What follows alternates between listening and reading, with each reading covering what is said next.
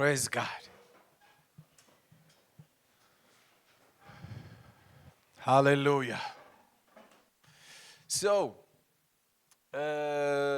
መጽሐፍ ቅዱስን ነው አይደል እየተማርን ያለ ነው። ምን ያህሎቻችሁ ደስተኞች ናችሁ? ፎርዌል ደስተኛ ያልሆነ ሰው ባይዘ ምንም የሚያወራው ነገር ምንም እየገባኝ አይደለም የማለት መብት አላችሁ። እሺ ቴንክ ዩ። ደስተኛ የሆናችሁ ሰዎች ግን ፎርዌል እስኪ እጆቻችሁን ሊዩ ይሄን እየተማርን በመሆናችን ጉድ እንዳይከፋኝ ነው መሰለኝ ኦልሞስት ሁላችሁም አወጣችሁ ደስ ላላችሁ። እሺ ይሄ መጽሐፍ ቅዱስ እንዴት ተጠርዞ እዚህ ጋር እንደመጣ ስንነጋገር ነው የከረምነው። እንደገና የእግዚአብሔር መንፈስ በተለያየ አቅጣጫ በተለይ ሰመራይዝ በመናደርግ ጊዜ የመጨረሻውን ክፍል እኔ ራሱ እስክደነቅ ድረስ ብዙ ነገር እያደረገልን እያየን ያለ ነው። ፕሬዝ ጋድ ኤንድ በተለይ ያለፉትን ጊዜያቶች ስንማር አንዱ በጣም ልቤን ከነካው ነገር ምንድነው? በዚህ መጽሐፍ ውስጥ የኛ ነገ አለ። Our future still exists in this old book. I know it has been almost 2000 years አይደለ እንደዚህ ተጽፎ ምናምን and I can clearly see it. Hallelujah. ግልጽና ቁልጭ ብሎ ይታየኛል የኔ ነገር። የእናንተ ነገ ደግሞ እግዚአብሔር በደንብ አይኖቻችሁን እየከፈተ ያሳያችኋል። ተስፋ እንዳትቆርጡ። የዮሴያስ ነገ ነው እዚህ ውስጥ ያለው የኛ የለም እንዳትሉ አለ። እናንተም የሁላችንም ፊውቸር በዚህ ውስጥ አለ። and the other thing በጣም ጌታን በጣም በቃ ከተደነኩበት ነገር አንዱ ምንድነው? እግዚአብሔር ባለቤትም ነው ሉዓላዊም ነው። ታምናላችሁ አይደል? is sovereign። እግዚአብሔር ሉዓላዊ ነው። ለምሳሌ ይሄንን ስልክ ለጊዜው ቤቲን ያዥልኝ ብዬ ሰጠዋት። ቤት ያዘችልኝ። የሆነ ሰዓት ላይ ወስጄ የመስበር ደግሞ የተሻለ እንዲሆን የማሳመር መብት አለኝ። ታውቃላችሁ አይደል? ለምን ሲባል የስልኩ ባለቤት ማን ስለሆነ? እኔ ስለሆንኩኝ። እግዚአብሔር በዛ ልክ በእኛ ህይወት ላይ ባለቤት። እግዚአብሔር በዛ ልክ በእኛ ህይወት ላይ ምንድነው? ባለቤት እና ሉዓላዊ ነው። በህይወታችሁ በሚገጥማችሁ በአንዳንድ ነገር ላይ ያለ ማስረዳት መብት አለው። do you agree with that? ያለ ማስረዳት ወይ እንደዚህ እኮ የገጠመሽ ወይም እንደዚህ እኮ የገጠመ ከዚህ የተነሳ ነው እያለ እያንዳንዱን ሞመንት ያለ ማስረዳት መብት አለው። ግን በጣም የሚገርመኝ እግዚአብሔር ሁሉ ጊዜ ራሱን እንዳስረዳ ነው። እኔ ማለት እኮ ብሎ የሚናገር አምላክ ነው። እግዚአብሔር ወይ እንደዚህ ገጥሞኝ ቤታችን እንደዚህ ሆኖ ኑሯችን እንደዚህ ሆኖ ትምህርቴ እንደዚህ ሆኖ ምናምን ብለን ስናለቃቅስ ይመጣና እኔ ማለት እኮ እንዴ ነኝ። እግዚአብሔር ወይ ስለ ትምህርት ነበር ያወራሁት ስለ ገጠመኝ ችግር ነበር ያወራሁት ምናምን ስትሉት አዎ እናንተ ስለ ራሳችሁ አውሩ እኔ ደግሞ ስለ ራሴ አወራለሁ እና I have that right ነው የሚለው እግዚአብሔር። ያንንም ከኢዮብ መጽሐፍ ላይ አይተናል አይደል? ኢዮብን መጥቶ እግዚአብሔር እኔና ሰይጣን ተወራርደንብህ ነው እንደዚህ የገጠመህ ብሎ እግዚአብሔር ለኢዮብ አላብራራለትም። ያደረገው ምንድነው ሲባል ራሱን ያብራራለት። እኔ ማለት አለው እንከራከር አለ ኢዮብ። መጀመሪያ ከእግዚአብሔር ጋር መከራከር ፈልጋለሁ። ይሄ ሁሉ መከራ በህይወቴ ሲገጥመኝ እኔ እግዚአብሔር እንዴት ቢጨክንብኝ ነው መከራከር ፈልጋለሁ? ምን ብበድለው ነው? ባይዘው የኢዮብ መጽሐፍን 42 ምዕራፍ መሰለኝ አይደል ያለው ገብታችሁ ብታጠኑት የመከራን ጥግ ነው የምታዩት። የሰው ልጅ እንዴት በዚህ ያለ መከራ ውስጥ ያልፋል ነው የምትሉት። እና እግዚአብሔር ሆይ ማለት ምን ብበድል ነው የሚያስበላ አይነት መከራን ያለፈው ሰውየውም እንደዛ ብሏል። እንደዛ ብቻ እንዳይመስላችሁ እርግማን በዚህ ልክ ይረገማል እንዴ እስክል ድረስ የሚደንቅ ነገር ነው ያየሁት። የተወለድኩባት ቀን አለ ከመከራው የተነሳ ነው ይሄን ያለው ሰውየው። የተወለድኩባት ቀን ከቀናት መካከል አትቆጠራል። ከመሆን እኔ ነሐሴ 30 ነው የተወለድኩት። ነሐሴ 30 ዛሬ ላይ ቆሜ ስረግመው ማለት ነው። ነሐሴ 30 ሐሙስ ቀን ነው ባይዘ የተወለድኩት። ሐሙስ ቀን ያቺ ሐሙስ ቀን ዓለም ከተፈጠረ ጀምሮ ካሉ ቀናት መካከል አትቆጠር እስክል ድረስ የሚያደርስ መከራ ቢገጥመኝ በጣም ኃይለኛ መከራ። ልጆቹን አጣ፣ ኑሮውን አጣ፣ ጤናውን አጣ፣ ሚስቱን አጣ፣ በትልቅ ሀብት ውስጥ ይኖር የነበረ ሰውዬ ሸክላ ላይ በተሰበረ ነገር ላይ ቁጭ ብሎ ቁስሉን ሁሉ ይፍቅ ነበር። በእንዲህ አይነት መከራ ውስጥ ሁሉ አለፈ። በጣም የሚደንቀው ከእግዚአብሔር ጋር መከራከር ፈለገ መጨረሻ ላይ። እግዚአብሔር ሆይ ሁሉ መከራ ሳልፍ እንዴት ዝም አልክ? እንዴት ዝም ትላለህ አለና ኢዮብ ከእግዚአብሔር ጋር መከራከር ሲፈልግ እግዚአብሔር መጣ። ኦኬ መከራከር ፈልገ ነው አለው። አዎ ኦኬ ጀስት ወገብህን ታጠቅ አለው። ወገብህን ታጠቅ፣ እኔም እንከራከራለን። ያሸነፈ እንግዲህ ይፈርዳል አለ። ያሸነፈ ኢዮብ የመሰለው ምን ይመስላችኋል መሰላችሁ? ኢዮብ የመሰለው ከእግዚአብሔር ጋር ሲከራከር የሚሆን የመሰለው ምንድነው? ይኸውልህ ኢዮብ መጀመሪያ አትጩ፣ ተረጋጋ። ይኸውልህ የሁሉ መከራ እኮ የደረሰብህ እኔና ሰይጣን አንተን አስይዘን ስንከራከር ነበር። ኢዮብ ከኔ ጋር ይወግናል ወይስ መሃል ላይ ፌል አድርጎ እኔን ይሰርበኛል ብዬ ከሰይጣን ጋር አስይዤ ነው። ስለዚህ ደስ ሊል ነው የሚገባው፣ አታለቃክስ ምናምን የሚለው ነው የመሰለው ኢዮብ። እግዚአብሔር አንድም ቃል አላብራራም ስለሱ ጉዳይ። መከራከር ነው የፈለግከው? እኔ ሰማይንና ምድርን ስፈጥር አንተ የት ነበርክ አለው። ዋት እግዚአብሔር ወይ እኔ እኮ ስላሳለፍኩት መከራዬ ነው ላወራ የፈለግኩት። ኖ ኖ ኖ ኖ ኖ ከሱ አይደለም ምን ጀምሮ አለው፣ ከኔ ነው አለው። እኔ ሰማይን ስዘረገው ምድርን ስሰራት አንተ የት ነበርክ አለው። ቺ ትንሽ ኢዮብን አውድዌት እያደረገችው ነው። ያ ብቻ አልበቃውም። እግዚአብሔር መጣ ምድር ላይ ተው፣ የሰማዩን ስለማታውቀው ተው ልዝጋው አለው። ምድር ላይ ልምጣልና ሰጎን ስትፈጠር አንተ የት ነበርክ? ልጆቿን እንቁላሏን ጥላ ረስታ ስትጠፋ አንተ የት ነበርክ? እኔ ነበርኩ እኮ የተጣሉትን እንቁላሎች እንኳን ማሳድግለት። አንተ የት ነበርክ? አረ እግዚአብሔር ሆይ እኔ እኮ ስለ መከራዬ ነው ልጠይቅ የፈለግኩት። ኖ ኖ ኖ ኖ አልጨረስንም ገና አለው። አንድ ሙሉ ምዕራፍ እስኪፈሽ ድረስ አንድ በጣም ከባድ የሆነ አውሬ አነሳለት። ሌቪያታን የሚባል ወይም ሌዋታን የሚባል ይሄንን የሚያክል ግዙፍ አውሬ አለው። አንተ በቀስት ሊያዘው ብለህ ብትሞክር የሚሞከር አይደለም አለው። ይሄንን የሚያክል አውሬ የቤት እንስሳ ላድርገው ብትለው በጭራሽ የቤት እንስሳ አይሆንም አለው። ከአፍንጫው የሚወጣው እስትንፋስ እንደ እሳት ነው ያነዳል አለው። አንተ በጣም በቃ አገኘውት ስትል ይስቅብሃል አለው። አሁን በመረብ ሊያዘው ምናምን ስትል እሱ ያላግጥብሃል አለው። እጅግ በጣም የሚያስፈራ አውሬ ነው። ፈጽሞ የሰው ልጅ ከዚህ ጋር ሊፎካከር ሊወዳደር አይችልም አለው። እሺ እግዚአብሔር ሲለው እኔ ግን እንደፈለግኩ አዘዋለሁ አለው። አንተ በቀስት አይደለም በምንም ነገር ማጥለውን እንስሳ እኔ በአፌ ቃል አዘዋለሁ አለው። እግዚአብሔር ያለው መጨረሻ ላይ ኢዮብ ስለ መከራው እንዳላወራን ገብቶኛል፣ ስላሳለፍኩት ችግር እንዳላወራን ገብቶኛል። ግን አለው ስለ አንተ መስማትን በጆሮዬ ሰምቼ ነበር አለው። አሁን ግን ትልቅነትህን አየሁት። እዚህ እግዚአብሔር የምታልፉበትን ነገር ያለ ማብራራት መብት አለው። አንድ ነገር ግን ያብራራላችኋል።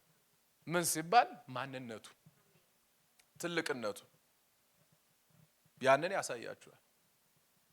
ከዛ በኋላ የምታልፉበት ነገር ምን ያህል ርካሽና ትንሽ ነገር እንደሆነ አንደርስታንድ ማድረግ ትጀምራላችሁ።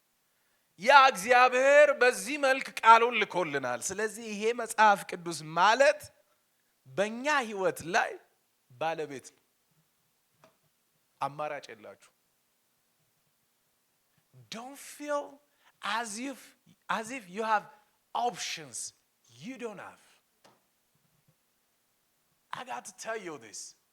You don't have option. ይሄ የእግዚአብሔር ቃል በእናንተ ህይወት ላይ ባለቤት ነው። ይሄ የእግዚአብሔር ቃል በሉ እስኪ ምናምን አይቻልም። ጮክ ረገጥ አድርጉና በሉ ይሄ የእግዚአብሔር ቃል በእኔ ህይወት ላይ ባለቤት ነው። yes አውርዱቻችሁ ባለቤት ነው። አያችሁ it's an owner own አድርጓችኋል። ስለዚህ ሲናገር ይሄንን ቃል እንደሚመቸኝ አድርጌ ኤዲት ማድረግ አልችልም። አክሴፕት ማድረግ ነው የምችለው። አክሴፕት ነው የማደርገው። ክብር ለኢየሱስ ይሁን። ካናናይዜሽንን አየን፣ ወይም መጽሐፍ ቅዱስ እንዴት በዚህ አይነት መልክ ተጠርዞ እንደመጣ 66 መጽሐፍ የሆነበትን ምክንያት ሁሉ አየን። አሁን በጠይቃችሁ ሰዓቱ ሊያልቅብኝ ሆነ። ብዙ ነገሮች ነው አይደል ያነሳ ነው። በዚህ መጽሐፍ ቅዱስ ውስጥ ስማቸው የተጻፈ ግን እዚህ መጽሐፍ ቅዱስ ውስጥ ቀኖና ውስጥ ያልተካተቱ መጽሐፎች ብለን አየን። እንደገና ስማቸው ያልተጻፈ ግን ደግሞ መጽሐፍ መካተት አለባቸው ብለው ሌሎች ቤተ እምነቶች ያስገቧቸው እኛ ደግሞ ያላስገባንበት ምክንያቱን ሁሉ አይተናል አይደል።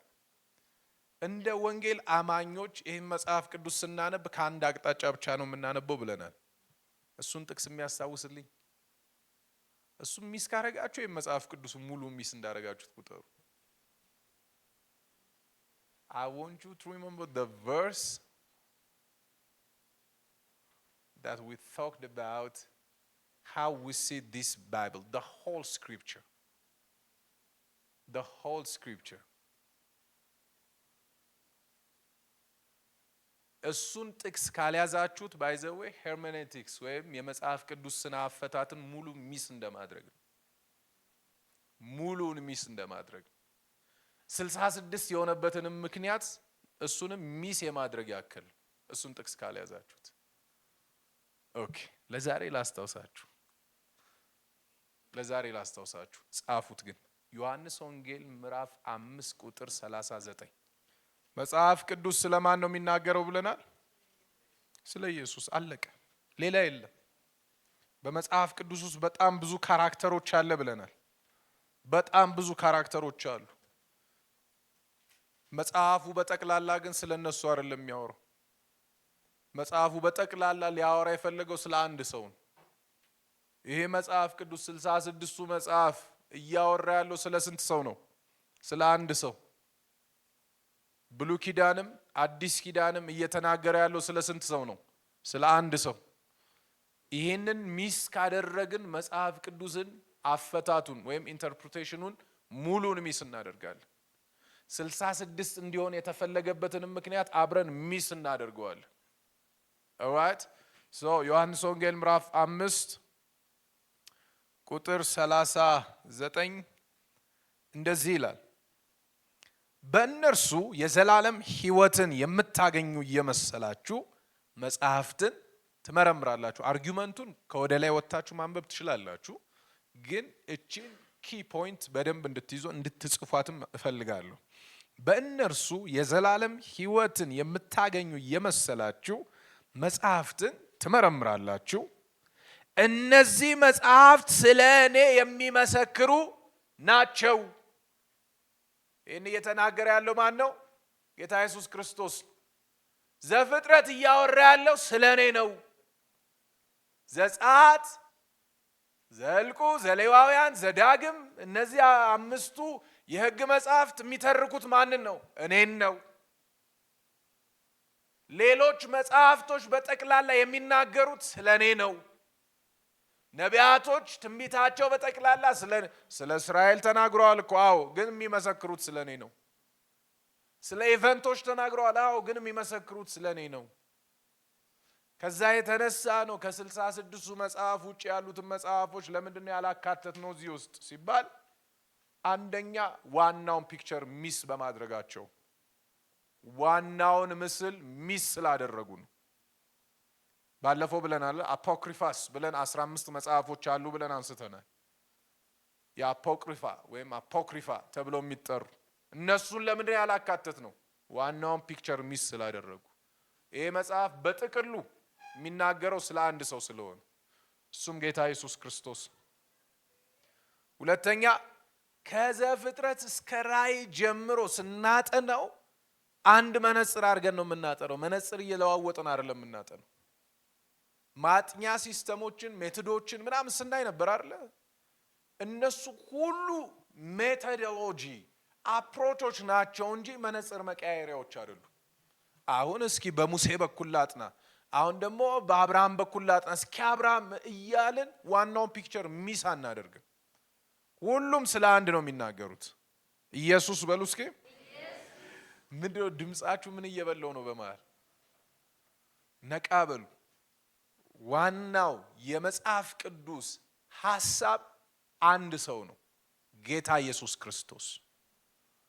እሱም መነጽር አውልቀን መጽሐፍ ቅዱስን እንተርጉመው እንማረው ብንል እንስታለን። ብዙ ስህተትም የተፈጠረው ከዛ የተነሳ መነጽሩን ሲቀያየሩት ስህተት ተፈጠረ። ለብዙ የክርስትና እምነት መከፋፈል ምክንያት የሆነው ያ ነው። መነጽሩ ስትወልቅ ሰው ሁሉ ለራሱ እንደሚመቸው እያደረገ መተንተን ይጀምራል። መነጽሯ ስትወልቅ እንደገባው ነው የሚተነትነው። መነጽሩን ስናደርግ ግን እሱን እያየን ነው የምናወራው። እሱን እያየን ነው የምናወራው። የዛሬ ምናምን ሳምንት ይመስለኛል ማቲው የሚባል አንድ አገልጋይ መጥቶ እያገለገለ ስለ ሙሽራና ስለ ሙሽሪት እያወራ ነበረ። ሙሽሪት ያው አሁን ላይ እንደውም እየተለመደ ነው። በፊት የተወሰኑ ቸርቾች ብቻ ናቸው። ሙሽራው ሄዶ ከቄሱ ጋር ይቆማል፣ ሙሽሪት አባቷ ይዟት ይመጣል። ያው ብዙዎቻችሁ ፊልም ስለምታዩ ጌታ ይባረክ ታውቁታላችሁ። ይሄን በደንብ የውጭ ፊልም ላይ ስላለ ሙሽሪቷን አባቷ ይዟት ይመጣል። ፕሬዝ ጋድ ይመጣና ለሙሽራው ያስረክባታል። በዛሽ ሰዓት ግን በዛሽ ሞመንት የሙሽሪትን ፊት ብታዩት በጣም ነው የሚደንቃችሁ። የሚያጨበጭበው ሰው አያስገርማት። ሌላ በጣም ምርጥ ወርቅ የለበሰ ሰው አያስደነግጣት። በዛ ሰዓት የሙሽሪት አይን ማን ላይ ነው ሲባል መድረኩ ላይ የቆመው ሙሽራ ላይ ነው። ፎከሷ በጠቅላላ ሙሽራው ላይ ነው። እዚህ ጋር 10 ሌላ ወንዶች ቢንጫጩ ጉዳዩ አይደለም። አረኛም እኮ እንወድሽ ነበር ምናምን ቢሏት ጸጋ ያዩት ያለውት ሙሽራ አለ ትላለች። እኔም እኮ በጣም እኮ ወድሽ ነበር ምናምን ብሎ አንዱ ከጉባኤ መካከል ብድግ ብሎ ጓሊ ሊሆን ምናምን ብለው ሙሽራው ላይ ልክ እንደዛ ነው መጽሐፍ ቅዱስ መነበብ ያለበት። we need to be focused ጌታ ኢየሱስ ላይ እሱን እያየን ነው እዚህ ውስጥ ያሉትን ነገሮች በሙሉ ልናይ የሚገባን። focused on him ከሱ ዘነፍ ያለን ቀን ያኔ መሳሳት እንጀምራለን። እሱን ሙሽራውን እያየን ልክ እንደ ሙሽሪቷ እዚህ ጋር ያለው ሰው ሲጮት እስኪ ጸጥ በል እያየሁት ነው እንደምትለዋ ሙሽራ መጽሐፍ ቅዱሳችሁንም ስታዩ የሆነ ሰው ታሪክ ሊረብሻችሁ ቆይ ጸጥ በል ኢየሱስ አለ እዚህ ውስጥ እንትና በእንትን ገብቶ እንትና በተራራ ላይ ወጥቶ እንትና በገደላ ገደል ምናምን ተሻግሮ ንጉሱ አለ እዛ ጋር ስለኔ በመስቀል ላይ የሞታል። እሱን እያየው ነው ይሄን መጽሐፍ ማነበው። praise God. you see this should be the focus. ከዚህ ውጪ በጭራሽ ይሄን መጽሐፍ ቅዱስ ለማንበብ እንዳንሞክር። ዮሐንስ ወንጌል ምዕራፍ 5 ቁጥር 39 በጭራሽ ካሜራዎች እንዳጠፋ ያዟት። so የመጽሐፍ ቅዱስ አጠናኖች ላይ ገብተን ነበር። I think ዲዳክቲቭ እና ኢንዳክቲቭ ላይ ነው አይደል ላስት ታይም ያቆም ነው። የተወሰነ ነገር አወራንና almost አቆም ነው። ከዚህም እንደውም ተሻግረን አንድ ነገር ትንሽ ነክተናል። ዲዳክቲቭ ስተዲ ያጠናን ዘዴዎች ናቸው። እሺ ዲዳክቲቭም ኢንዳክቲቭም ያጠናን ዘዴዎች ናቸው። ጻፏቸው ኖትቡካችሁ ላይ። ዲዳክቲቭም ኢንዳክቲቭም ያጠናን ዘዴዎች ናቸው። የሚለዩት በምንድነው ሲባል ዲዳክቲቭ የሆነ አጠናን ኤግዛምፕል አለው አላካተቱ አለ ይኸው Jesus is the son of God። ለምሳሌ ዲዳክቲቭ የሆነ አጠናን ማጥናት ፈለኩኝ። ከምንድነው የምጀምረው ሲባል ከሆነ እውነት ላይ ነው የምነሳው። ለምሳሌ እንዳስገባ ነው ኢየሱስ የእግዚአብሔር ልጅ ነው። this is true sir. Jesus is the son of God and this is true። አሁን ይሄንን እምደግፍበትን ጥቅሶች ከመጽሐፍ ቅዱስ ውስጥ ገብቼ መፈልፈል ጀምራለሁ። ኢየሱስ የእግዚአብሔር ልጅ ነው የሚለውን የሚያብራሩልኝን ጥቅሶች ከዚህ ከመጽሐፍ ቅዱስ ውስጥ ገብቼ መፈልፈል ጀምራለሁ። I will dig out ያሉትን ስክሪፕቸሮች በሙሉ ኢየሱስ የእግዚአብሔር ልጅ እንደሆነ የሚያብራሩ ጥቅሶችን እሱም በማደርግ ሰዓት ምን አይነት ሜትር ነው እየተጠቀምኩ ያለሁት ማለት ነው? ዲዳክቲቭ የሆነ ሜትር ነው እየተጠቀምኩ ያለሁት። የሆነ ሐሳብ ይዣለሁ፣ የሆነ ዶክትሪን፣ የሆነ አስተምሮ ወይ የሆነ ትምህርት። ለምሳሌ በዚሁ መሰረታዊ ክርስትና አስተምሮ ብለን ተነሳን አይደል? መሰረታዊ ክርስትና አስተምሮን ስንነሳ ቢያንስ አንድ ጥቅስ ያስፈልገናል ብለን ጀመርን። ምንድነው ጥቅሱ የሚያደርግልን ሲባል መሰረታዊ ክርስትና አስተምሮን በዚህ ጥቅስ ደግፈን ልናብራራው ይገባል፣ ጎሉ ይሄ መሆን አለበት እያልን ነው። ስለዚህ ከዛ የተነሳ አንደኛ ቆሮንቶስ ምዕራፍ 4 ቁጥር 17ን ይዘን ጀመርን። ይሄ ዲዳክቲቭ ዌይ ጀመርን ማለት ነው።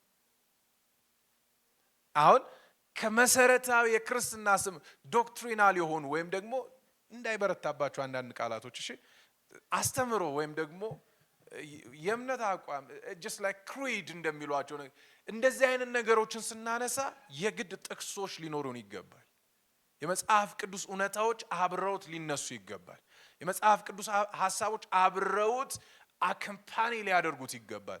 አለዚያ በራሱ የሚቆም የእግዚአብሔር ቃል ወይም የእግዚአብሔር ሐሳብ ወይም ጥቅስ የሌለበት ዝም ብሎ ከአየር ላይ የተነሳ ትምህርት መሆን የለበትም። አንደኛ። ሁለተኛው ደግሞ ኢንዳክቲቭ ስተዲ ነው። ስትሬንግዝ እና ዊክነስ አለ ኦፍ ኮርስ። ኢንዳክቲቭ ስተዲ ደግሞ እንደ ሶፕ አይነት ነው። እንደ ሶፕ አይነት ሜቶድ ነው የምንጠቀመው። የሚለየው ይሄ ምንድን ነው? የሆነ ፓሴጅ ከፈትን። ለምሳሌ ከዚህ በፊትም አንስቼዋለሁ አይደል? መዝሙር 23 እግዚአብሔር እረኛዬ ነው የሚያሳጣኝ የለም፣ በለመለመ መስክ ያሳድረኛል እያልን የሆነ ቁጥሩን በሙሉ በጠቅላላ አጠና ነው። ካጠና ነው በኋላ ያን ያጠናነውን ነገር ኦብዘርቭ እናደርገዋለን። ከዛ ያንን ደግሞ መልሰን ኢንተርፕሬት እናደርገው፣ ያንን መልሰን አፕላይ እናደርገው። እንደዚህ አይነት ነገሮች ሲሆኑ ደግሞ ኢንዳክቲቭ ነው። ከምኑ ነው የምንጀምረው ሲባል ከጥቅሱ ነው የምንጀምረው። ከሆነ ሐሳብ ወደ ጥቅሱ አይደለም የምንገባው፣ ከጥቅሱ ወደ ሐሳቡ ነው የምንወጣው። በዚህ መልክ ተመልከቱ። ከጥቅሱ ወደ ሐሳብ ስንሄድ ኢንዳክቲቭ ይሆናል። ከሐሳብ ወደ ጥቅሱ ስንመለስ ደግሞ ዲዳክቲቭ አፕሮች ይሆናል። ግልጽ ነው። ሳይንስ ሆነ የትምህርት ቤት የምትማሯቸው ትምህርቶች ሆነ ከጥቅሱ ወደ ሐሳቡ ስንመጣ ኢንዳክቲቭ ሆኗል፣ ወይም ኢንዳክቲቭ ስተዲ አፕሮች ተጠቅመናል። ከሐሳብ ወይም ከሆነ ትምህርት ላይ ደግሞ ተነስተን ጥቅሶችን ፈልፍለን ስናወጣ ያ ደግሞ ዲዳክቲቭ ስተዲ ይሆናል። ግልጽ ነው አይደል? አንዱ የአንዱ ተገላቢጦሽ አይነት ነገር። ኢንዳክቲቭ ስተዲ ላይ ብዙ ጊዜ ደስ የሚለኝ የምወደውም ነገር ምንድነው? ስፒሪት ሌድ ነው። ያኛው ስፒሪት ሌድ አይደለም እያልኳችሁ አይደለም። እሺ ሬማ የሚባል ነገር ሰምታችሁ የምታውቁ ከሆነ የሆነ መገለጡን አገኘው። በቃ እግዚአብሔር በዚህ ቃል እኔን ተናገረኝ፣ አገኘኝ። በዚህ ቃል መሰረት እግዚአብሔር እኔን አጽናናኝ፣ አበረታኝ። መመለስ ካለብኝ ተመለስ አለኝ፣ መቀጠል ካለብኝ ቀጥል አለኝ፣ እረፍ ሊለኝ ከፈለገ እረፍ አለኝ። ቃሉን ልኮ ብቻ እግዚአብሔር ተናገረኝ እንድንል እድል ይሰጠናል ኢንዳክቲቭ ስተዲዎች። ይሄ እንደ ጥሩ ጎኑ የሚታይ ነው። ሁለቱንም መንገድ እንድትጠቀሙ በእርግጥ አበረታታችኋለሁ። አንዳንድ ጊዜ ለምሳሌ እግዚአብሔር ፍቅር ነው አይደለም እንዴ? እኔ የለሁበትም፣ የእናንተን አላቅም፣ ለእኔ ግን ነው። እናንተ ትጨርሳላችሁ ቤት ሄዳችሁ ከጌታ ጋር። እግዚአብሔር ፍቅር ነው። በቃ እግዚአብሔር ፍቅር ነው። ይሄ ምንም የማይካድ ነው፣ እውነት ነው፣ የሚቀለበስ አይደለም፣ ወደኋላ የሚመለስም ነገር አይደለም። ይሄንን ትምህርት እግዚአብሔር ፍቅር ነው በሚል ማስተማር ስፈልግ ወይም መማር ስፈልግ ማጥናት ስፈልግ ምን አደርጋለሁ? ይሄን ጥቅስ ይይዝና መጽሐፍ ቅዱሴን እፈትሸዋለሁ። የእግዚአብሔር ፍቅር የተገለጠባቸውን ስፍራዎች፣ የእግዚአብሔር ፍቅር የተነገረባቸውን ስፍራዎች፣ የእግዚአብሔር ፍቅር የታየባቸውን ስፍራዎች፣ የእግዚአብሔር ፍቅር ኤክስፒሪየንስ የተደረጉባቸውን ስፍራዎች በሙሉ ፈልፍ ያወጣል። ከዛ በኋላስ እነሱን ወስጄ እኔ ላይ አፕላይ አደርገዋለሁ። ያ እግዚአብሔር ለኔም ፍቅር ነው እላለሁ። ያ እግዚአብሔር ለእናንተና ብቻ አይደለም። እንደዛማ ቢሆን ይሄ መጽሐፍ ቅዱስ እኛ ጋር ሊደርስ አይገባውም ነበር። the same God ለኔም ይሰራልኛል ስላልን ነው። አንድ በጣም ወዶ ቃል አለ። አይ ቲንክ ሁለተኛ ቆሮንቶስ ምዕራፍ 10 ላይ ይመስለኛል። በአይሁድና በግሪክ መካከል ልዩነት የለምና ይልና አንዱ ጌታ የሁሉ ጌታ ነው። ምናልባት ጥቅሱን ተሳስቼ ከሆነ ይቅርታ። አንዱ ጌታ የሁሉ ጌታ ነው ይልና ለሚጠሩት ሁሉ ባለጠጋ ነው። ኢዮስያስ ሲጠራው የተለየ፣ ከዛ እናንተ ስትጠሩት ደግሞ የተለየ አይደለም። ለሚጠሩት ሁሉ ባለጠጋ ነው። አንዱ ጌታ የኢዮስያስ ጌታ ነው። That the same God is also the God of Abraham, Isaac and Jacob. That the same God is also a God of Paul and Peter. ራሱ እግዚአብሔር ለኔም ጌታዬ ነው። እነሱ ሲጠሩት በሰማበት ልክ እኔን ይሰማኛል። እነሱ ሲጠሩት በመለሰበት ልክ ለኔም ይመልስልኛል። We need to have this conviction. እሺ እንጂ አይ እነሱ በጣም የተለዩ እንትኖች ምናምን በቃ ምናምን ነው። ሁላችንም ወደዛ ወደ እግዚአብሔር እቅፍ ውስጥ የገባ ነው በአንድ ደም። በስራ የገባ የለም። ባለፈው ስለ ሶላም ስንነጋገር አንስተናል አይደል? ሶላ ብቻ የሚል ሐሳብ ነው ያለው ብለን ስናበቃ የዳን ነው በምንድን ነው ብለናል? በጸጋው። በሱ ጸጋ ገባን እንጂ በስራ አልገባንም ብለን ተነጋግረናል። ስለዚህ አንዱ ጌታ የሁሉ ጌታ ነው። ለሚጠሩት ሁሉ ምንድነው?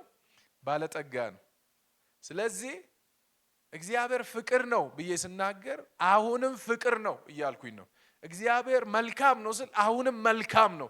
እግዚአብሔር ይሰራል ስል አሁንም ይሰራል እያልኩኝ ነው። አለዚያ የመጽሐፍ ኋላ ቀር ላረገው ነው። እግዚአብሔር ያኔ ሰርቶ ነበር ብዬ ከዘጋውት ሐሳቡን መጽሐፉን አጉድየዋለሁ ማለት ነው። ሙሉ የሚሆነው ያኔ ሰርቶ ነበር፣ አዎ አሁንም እየሰራ ነው ያለው። ያኔ ተናግሮ ነበር፣ አሁንም እየተናገረ ነው ያለው።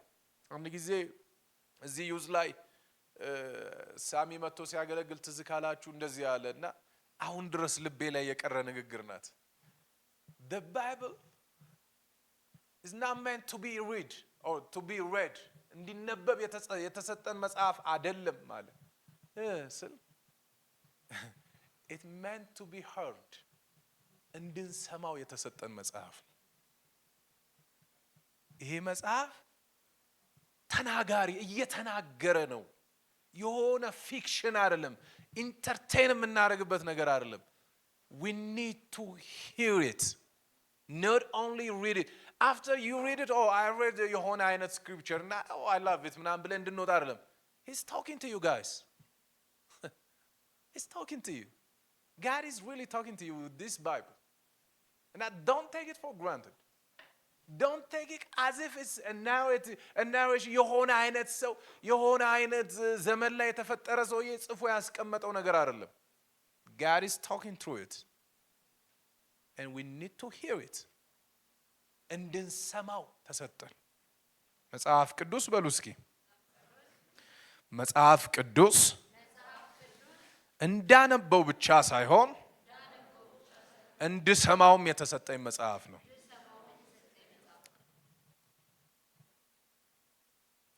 ይሄንን ባለፈው የተወሰነ አየን አይደለ? ሁለተኛ ጢሞቴዎስ ምዕራፍ 3:16 God breathed ነው ብለናል አይደል? የመጽሐፍ ቅዱስንም ትርጉም ስንጀምር መጽሐፍ ቅዱስ ለምንድን ነው እንደዚህ የተካበደለት ምናምን? because it's God breathed። እግዚአብሔር እስትንፋስ ደግሞ ቀላል እንዳልሆነ ተራ እንዳልሆነ because of this breeze ነገሮች በጠቅላላ ካለመኖር ወደ መኖር እንዴት እንደመጡ ላስት ታይም ተነጋግረናል። በዓለም ላይ ስንት ዩኒቨርሶች አሉ ብለናል ካስታውሳችሁ? ሳይንቲፊክ ኖቴሽን ሁሉ ተጠቅመን ነበር። 10 the power of 25 ከሞሮኮ maybe I think ሞሮኮ ከሞሮኮ እስከ ሱዳን ድረስ ያለው የሳሃራ በረሃ ላይ ያሉ አሸዋዎች ተሰብስበው ሲቆጠሩ አሉ የቆጠሩት ሰዎች 10 the power of 25 10 ትጽፉና 25 ዜሮዎችን መደርደር 10 the power of 25 ይሆናሉ አሉ ነው እንግዲህ እነሱ ናቸው የቆጠሩት። ዩኒቨርስ በጠቅላላ ዩኒቨርስ ማለት ይኸውላችሁ አንዱ ዩኒቨርስ ማለት ስንት ነገር እንዳሉ አስቡ። ፕላኔቶች አሉ፣ ሶላር ሲስተም አለ፣ ጋላክሲዎች አሉ፣ ፀሐይ ጨረቃ ምናምኖች አሉ። እነሱ ደግሞ ያሉት በአንድና በሁለት ቁጥር እንዳይመስላችሁ በጣም በብዙ ቢሊየን ያለው እነሱ ቢሊዮኖች ተሰብስበው አንድ ዩኒቨርስ ይሆናሉ። ከዛ ልክ እንደሱ አይነት ዩኒቨርስ ደግሞ there is like 10 the power of 255 10 the power of 255 ዩኒቨርስ አለ ብለዋል ሳይንቲስቶች።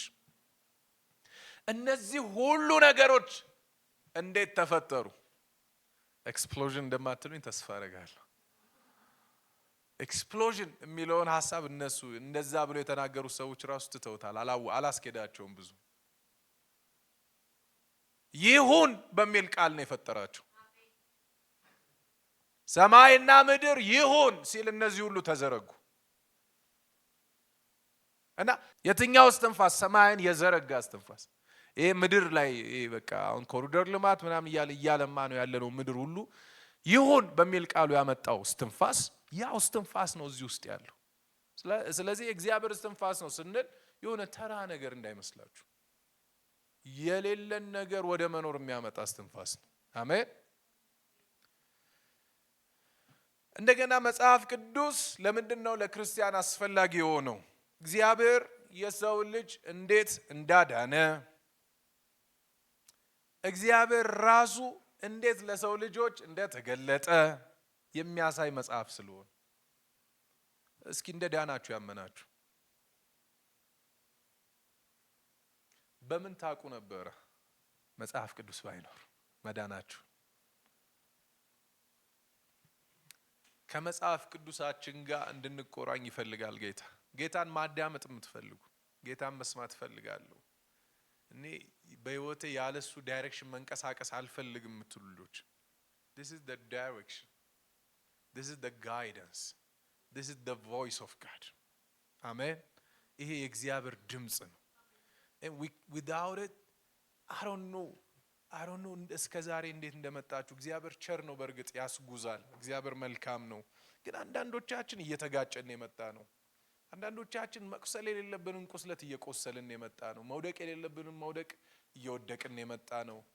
ለምን ሲባል ከዚህ ጋር ትንሽ ራቅ ያለ ህይወት ስላበዛን፣ ከዚህ ቃል ጋር ትንሽ የተለያየ መንገዶች ስላበዛን and the more ከዚህ ቃል ጋር በተጣበቅን ቁጥር the more በዚህ ቃል ውስጥ immersed በሆንን ቁጥር ሃሌሉያ የእግዚአብሔርን ድምጽ ለመስማት እድል እናገኛለን። There's like tons of voices around our ears. Tons of voices. ዓለም የምትለው አላት፣ ሰይጣን የሚለው አለ፣ ጓደኞቻችሁ የሚሏችሁ አለ፣ ትምህርት ቤት የምትባሉት አለ፣ ወላጆቻችሁ። ይሄ ሁሉ ድምጽ በጆሮአችሁ ዙሪያ ማቃጨሉ መጮህ አይቀርም። ከነሱ ሁሉ በላይ እናንተ ህይወት ውስጥ ሊሰማ የሚገባው ድምጽ የእግዚአብሔር ድምጽ ነው። And if you really want to hear that voice, you need to be immersed in this Bible. You need to be lost in this Bible, by the way. በቃ ጠፍቻለሁ እዚህ መጽሐፍ ውስጥ ለሌላ መገኘት እስከማልችል ድረስ በዚህ ልክ ውስጡ እንድትገቡ የእግዚአብሔር ቃል ያስፈልጋል። So that you can hear the voice of God. በዮሐንስ 10:35 ላይ አንድም ህግ እንደማይሰበር እንደፈለግን ኤዲት እንደማናደርገው ጌታ ኢየሱስ በግልጽ ተናግሯል። ምንድነው የሚለው? Scriptures cannot be broken. የሚሰበሩ እንደፈለግን እያነሳን ምንጥላቸውና ምናነሳ ምንወረውራቸው እንዳልሆኑ የእግዚአብሔር ቃል በግልጽ ራሱን ዲፌንድ አድርጎ ተናግሯል። so ከዚህ ቃል ውስጥ እኔ የሚመቸኝ እንትን ነው እንትን አይመቸኝም እያለን አንዱን አንስተን አንዱን መጣል አንችልም። ወደድንም ጠላንም ከዘፍጥረት እስከ ራእይ ድረስ ይመቸናል። አሜን። ይመቸናል፣ እንቀበለዋለን፣ አማራጭ የለንም። እንትን መጽሐፍ እኔ ድሮ እንል ነበር የራእይ መጽሐፍ እኔ ምንም ደስ አይለኝም፣ በቃ የሆነ 12 ቀንድ ያለው አውሬ ምናምን እኔ አይጥመኝም። ኖ አፈታቱን ቀስ እያልን እንረዳዋለን እንጂ አይመቸኝም ብለን ወደ ጎን የምንጥለው መጽሐፍ አይደለም። ብንረዳው ደግሞ በጣም ረጅም ሰዓት እንደሱ መጽሐፍ የምናጠፋበት መጽሐፍ አይኖርም። እኔ በቃ ደስ የሚለኝ ታሪኩ ነው የሚል ሰው ገጥሞኛ ጋር ታሪኩ ደስ ይለኛል። በቃ የነ አብርሃም ታሪክ፣ የነ ያዕቆብ፣ የነ ሙሴ ያንን ሁላ ሕዝብ በቃ እንዴት ቀይ ባህርን እየሰበረ እሱ ደስ ይለኛል የሚል ሰው ገጥሞኛ። ሌላውስ እኔ የማይመቹኝ ደግሞ አሉ። በቃ ህፃናት እግዚአብሔር ህፃናትን የሚገለው ነገር ምናምን አይመቸኝም። እኔ እግዚአብሔር ላይ ጥያቄ አለኝ ኖ የመጀመሪያው መጽሐፍ ማንበብ የምንጀምረው ከመቀበል I accept it as it is ኤዲት አድርጌ አይደለም አክሴፕት ማደርገው እንዳለ ቀበለዋለሁ። የመጀመሪያ እስከዛሬ ስንነጋገር እንደነበር ነው በላይ ላይ ባለስልጣን ነው ሾሚዋለሁ። የፈጠርከኝ አንተ ነህ። እዚህ ውስጥ ባለ ድምጽ ነው እኔ ራሴ ተፈጠርኩት ብያለሁ።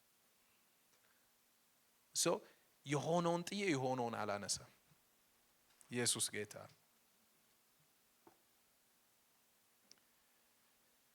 የክርስትና ህይወት ቅኝት ይፈልጋል። ለምሳሌ ሙዚቀኞች ቤዝ ሲጫወት ሊድ ዛሬ ሉሌል ዝም ብለው በቃ ሳይቃኙት ዝም ብለው ቢገርፉት ምን አይነት ድምጽ የሚያሰሟቸው ይመስላችሁ? ቅድማው ወንደርፉል የሆነ ሳውንድ ነው አይደል ስንሰማ የነበረው። በቃ የሚገርም ስራ ነው ሲጫወቱ የነበረው። እነሱናም በቃ እየተባረኩ ነበረ ምናምን ሲዘምሩ አልተጨነቁም። ግን የሆነ ሰዓት ላይ አንዱ ቅኝት ቢፈርስ፣ አንዱ ቅኝት ማለት እንግዲህ ይሄ ጫፉ ላይ ይሄ እንደዚህ የሚሽከረከረው አለ አይደል ጆሮ የሚመስለው ነገር ከመካከል አንዱ በቃ ዝም ብሎ ባይታሰር በስርዓት ምን አይነት ድምጽ የምትሰሙ ይመስላችኋል?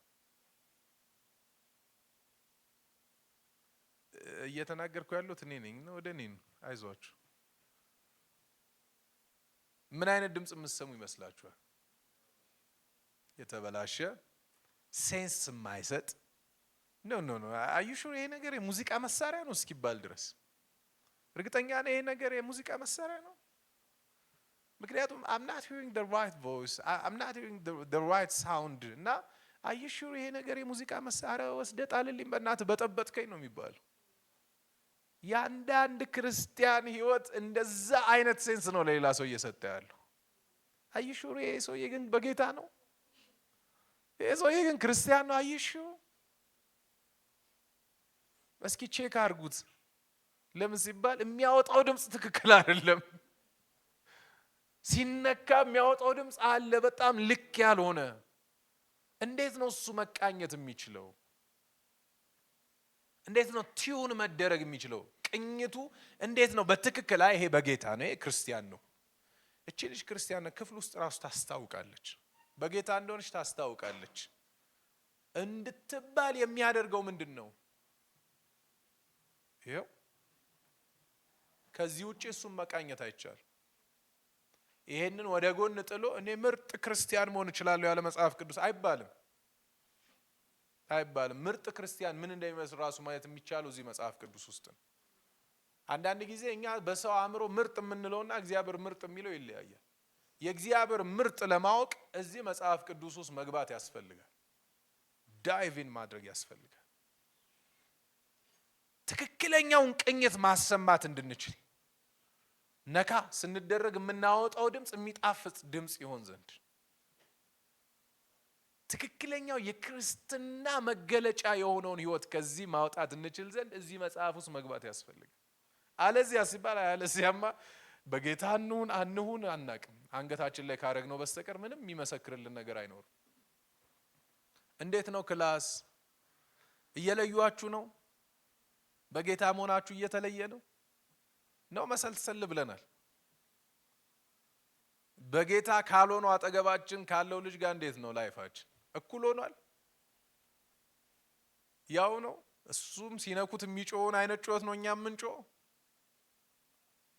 ነው? ልዩነት እያመጣን ነው? መስሪያ ቤት፣ ክላስ፣ ስራ ቦታ፣ ነጋዴ ካላችሁ እንደና አብርሽ ንግድ ቦታ ላይ እንዴት ነው ልዩነት እያመጣን ነው? ካላመጣን ግቡ ከዚህ ርቀናል ማለት ነው። ይሄንን ትተነዋል ማለት ነው። ልዩነት መፍጠር የሚችለው ይሄ ነው። እዚህ ውስጥ መግባት ያስፈልገናል። እስካሁን ስናያቸው የነበሩ ያጠናን ዘዴዎች በጠቅላላ ይህንን መጽሐፍ ለማንበብ እንዲረዱን ነው አፕሮቾች ናቸው እንጂ በራሳቸው መጽሐፍ ቅዱስ አይደሉም። እነሱም በቃል መሸምደድ አይደለም ቁም ነገሩ እዚህ ውስጥ መግባት፣ እዚህ ውስጥ ገብተን ህይወትን እንድናገኝ እንድንቃኝ ነው። ድምጻችን ለየት እንዲል ነው። ምናሰማው ድምጽ ለየት እንዲል የግድ እዚህ ውስጥ መግባት ያስፈልገናል። ጥቅሶች ልስጣችሁ። መጽሐፍ ቅዱስ የእምነታችን ጥንካሬና ተስፋን የምናገኝበትም እንደሆነ እንዳትረሱ። ጥቅሶች ልስጣችሁ።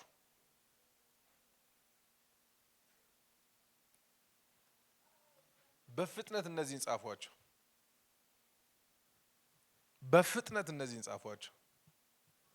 እስካሁን ከላይኞቹ ላይ እስካሁን ብዙ የጻፍናቸው አሉ።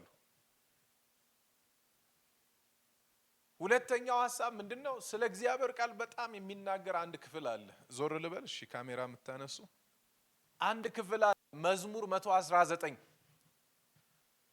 119 ስለ እግዚአብሔር ቃል በኃይል ነው የሚናገረው። በጣም ብዙ ነገሮችን ነው የሚያነሳው እና መዝሙር 119 ሙሉ ምዕራፍ እንድታነቡት ነው አሳይመንቱ። አንደኛው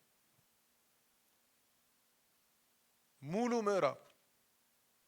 ከዛ ከምዕራፍ ውስጥ ደግሞ እነዚህን ቁጥሮች ስፔሲፊክሊ ቁጥር 6ን፣ ቁጥር 9ን፣ 11ን፣ 18ን፣ 35ን፣ 51ን፣ 57ን፣ 92ን፣ 98ን፣ 130ን፣ 133ን፣ 162ን፣ 165ን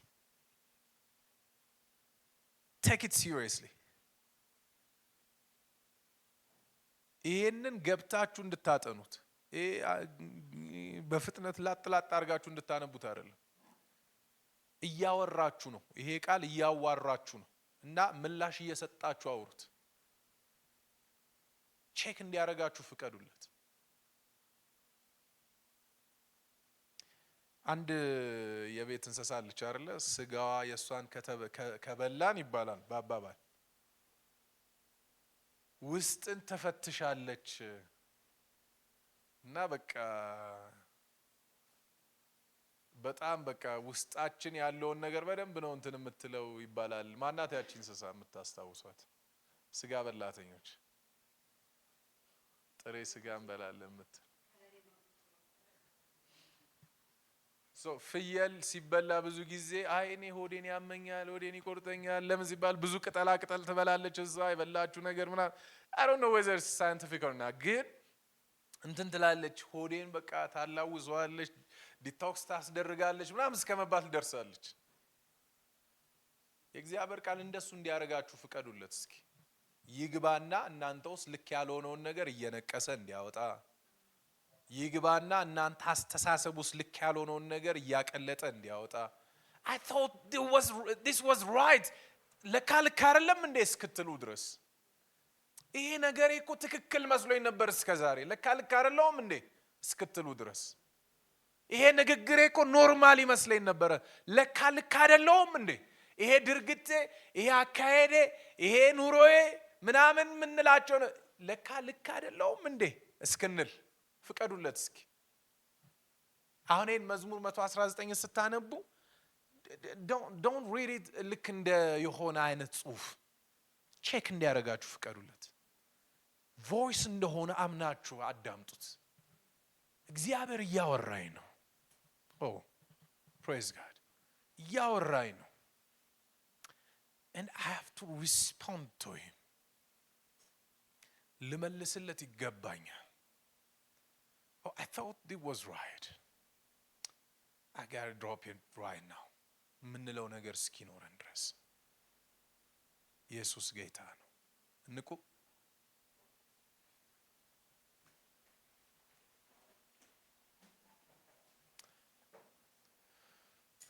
የሚቀጥለው ሳምንት ላይ የመጽሐፍ ቅዱስ ሐሳብ ፋይናላይዝ አድርገን እንጨርሳለን። ይሄን እንድታነቡት የፈለኩት እንዲፈትሸን ስለፈለኩኝም ነው፣ እንዲያወራን ስለፈለኩኝ ነው። የመጽሐፍ ቅዱስ ባለቤትነትን፣ የመጽሐፍ ቅዱስ ሉዓላዊነትን፣ መጽሐፍ ቅዱስ ራሱ እግዚአብሔር በንግግር ወይም በጽሁፍ መሆኑን ስንማማር ቆይተናል። አሁን we have to open our hearts. Okay, ተስማምቻለሁ። አሁን እንድታወራኝ እፈልጋለሁ። I agree that Bible is fully authoritative over me. ከዚህ በኋላ በዚህ ቃል ውስጥ እንድትናገረኝ እፈልጋለሁ። ሃሌሉያ።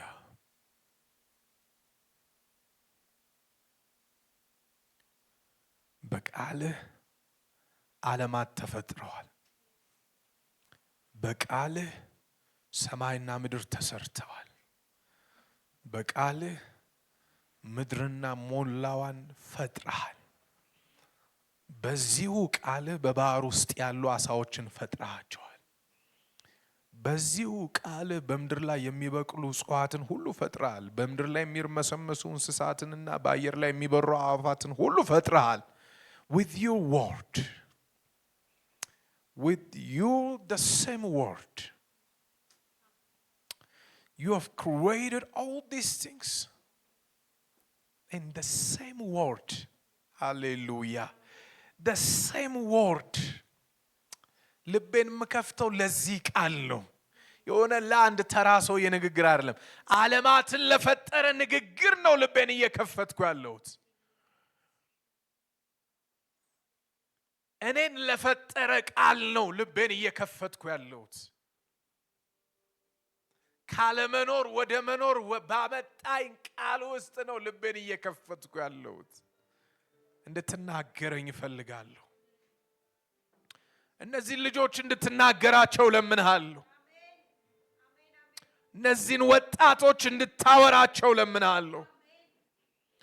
መጽሐፍ ቅዱስን ሲከፍቱ እንደሆነ አይነት ፊክሽን የከፈቱበት ዘመን ያበቃ ዘንድ እግዚአብሔር በዛ ቃል ውስጥ እየተናገራቸው እንደሆነ አስበው ይከፍቱት ዘንድ ከዚህ እውነት የተነሳ እግዚአብሔር ሆይ ታገኛቸው ዘንድ ለምንሃለሁ። ለቃል ልባቸው ይከፈት ዘንድ ለምንሃለሁ። ይከፈት። እስኪ እጆቻችሁን ልባችሁ ላይ አድርጉ። ቀኝ እጆቻችሁን። ክርስትና የማመን ጉዳይ ነው። በእምነት እንጸልያለን። ጃላሃዳ ካኒያማስ በላሃራዲኒ ካኒያማስ ብራሃዳ ሊቬኒያማ ጃሎ ባራሃዳ ካኒያማስ ብራሃዳ ሊቬኒያ ይከፈት የተዘጉ ልቦች፣ ይከፈቱ የተዘጉ ልቦች፣ ይከፈቱ በኢየሱስ ለእግዚአብሔር ቃል ምላሽ መስጠት ይጀምሩ። ለእግዚአብሔር ቃል ምላሽ መስጠት ይጀምሩ። በኢየሱስ ስም ይጀምሩ። የተዘጋ ልብ አሁን ይከፈት። የተዘጋ ልብ አሁን ይከፈት። የተዘጋ ልብ አሁን ይከፈት። የተዘጋ ልብ አሁን ይከፈት። ይከፈት በኢየሱስ ይከፈት በኢየሱስ ይከፈት በኢየሱስ ለቃል ይከፈት። አባዬ ለቃል ይከፈት በኢየሱስ ለቃል ይከፈት በኢየሱስ ሸብራሃታ ላፋኒያማስ ይከፈት በኢየሱስ ለቃል ምላሽ ይስጡ። አሁን ለቃል ምላሽ ይስጡ በኢየሱስ ለቃል ምላሽ ይስጡ በኢየሱስ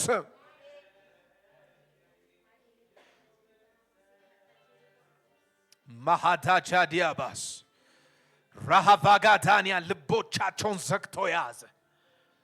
ቃል ወደ ልባቸው እንዳይገባ፣ ቃል ጉልበት እንዳያገኝ፣ እነሱ ሕይወት ውስጥ ቃል አቅም እንዳያገኝ የሚከለክል የክፉ እጃውን ይሰበር በኢየሱስ የጨለማ እጃውን ይሰበር በኢየሱስ ይሰበር ይሰበር በኢየሱስ ከልባቸው ላይ ይነሳ ይነሳ። እግዚአብሔር ሆይ ለቃል ይከፈት ልባቸው። ሰብሮ ይግባ ቃል ሰብሮ ይግባ ወደ ልባቸው ያግኛቸው። በቃል መመርመር ይጀምር ሕይወታቸው። በቃል መፈተሽ ይጀምር ሕይወታቸው። እርምጃዎቻቸው አካሄዶቻቸው ሁሉ በቃል እግዚአብሔር ሆይ መመዘን ይጀምር ዘንድ ጸልያለሁ።